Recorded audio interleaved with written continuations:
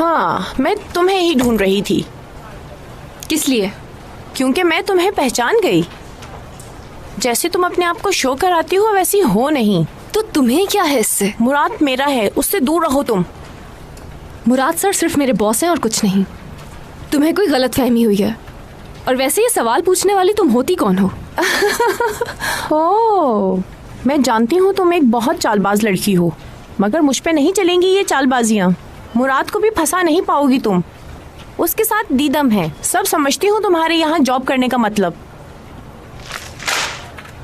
मेरा दिमाग खराब था जो तुम्हें समझा रही थी।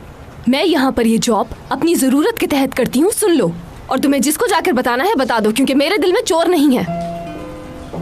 दूसरों के काम पे ध्यान देने के बजाय अपने काम पर ध्यान दो।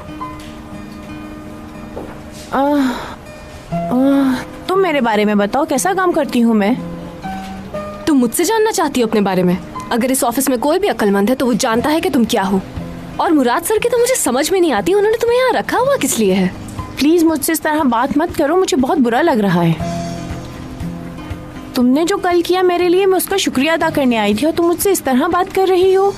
अभी तो तुम कुछ और कह रही थी, ये अचानक क्या हुआ? ओह मुराद,